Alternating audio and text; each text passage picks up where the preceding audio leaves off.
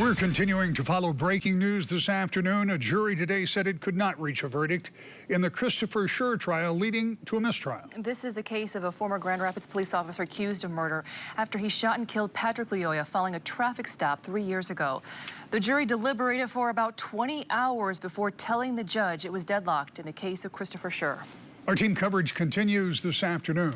Let's first get to News 8's Tessa Kresh, who's joining us live in the studio. Following the declaration of a mistrial this morning, the family of Patrick Lyoya and attorney Ben Johnson held a press conference to share their reaction and called for continued support in their fight for justice. Tessa, how's the family reacting tonight? Well, Patrick Lyoya's parents, Peter and Dorcas Lyoya, say today was another painful moment in a 3-year-long journey. While they said they feel deeply disappointed, they're grateful the jury didn't return a not guilty verdict. The Lyoya family thanked the community for its ongoing support, urging people not to grow weary in the fight for justice.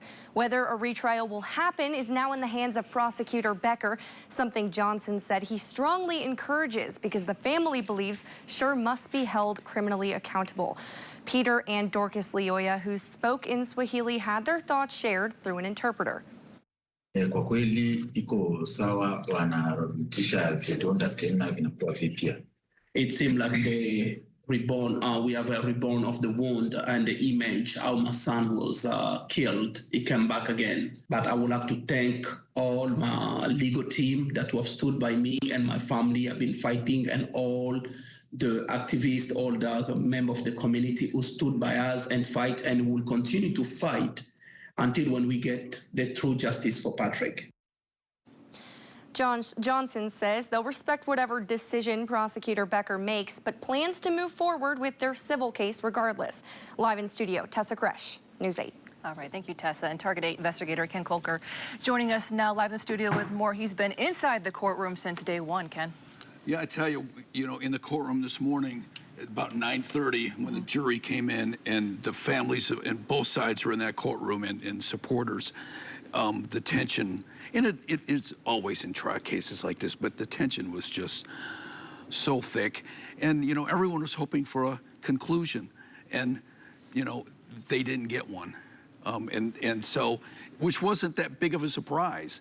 Now, the jury had said on Tuesday that it was deadlocked and tried for another 10 hours or so before giving up for good, came in for an hour this morning and said they just couldn't go on. So now the question is, will the prosecutor's office try this case again? And Prosecutor Chris Becker couldn't say when he'd make that decision, but said he wants to talk more to the jurors first and to Patrick's family first. He spoke this morning to the jury for a short time, who told him they were hung up on questions about the taser. That was their big hang-up. Now, how much of a threat was it as Schurr and Lyoya wrestled over that? He denied allegations also made in a statement by the State Fraternal Order of Police that public pressure led him to file this case in the first place. Now, in a press conference, defense attorney Matt Borgula said he also spoke to the jury that the majority wanted to acquit Schurr, but there were a few holdouts. Now, Borgula said there were plenty of appealable missteps in this trial. The biggest, he said, was allowing testimony that mistakes made by Schurr led up to the shooting. They call it officer-involved jeopardy. That would include, like, chasing him in the first place or pulling the taser when they were too close. He says it means once officers make a mistake, they can no longer defend themselves at all. So yeah, and they made the point, too, that that's applicable for a criminal case, but not for a civil case, and the civil case will go on. In your years of experience covering lots of trials, is this likely to be recharged and tried, or is it just, at this point, a flip of the coin? When talking to a defense attorney in a totally different case yesterday, he was saying it could end up, Becker could base it on what the jury vote was today. I mean, if it had been like 10 thinking guilty and 1 holdout not guilty, then maybe he would be more likely to go for it. But the defense attorney says that most were leaning toward an acquittal. So that could come into play. We just don't. Yeah. Ken, thank you. Yeah. And what they both agreed on, the jury, right? How engaged they were, taking notes, asking those questions. Yeah, they both had high praise for this jury, that they took it seriously. And like I said, after 10 hours, they were like ready to just give it up. And the judge says, no, keep trying.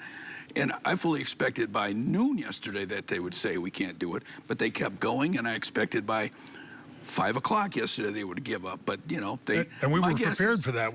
My guess is they decided, they thought, okay, maybe we can sleep on it, and they came back and, you know.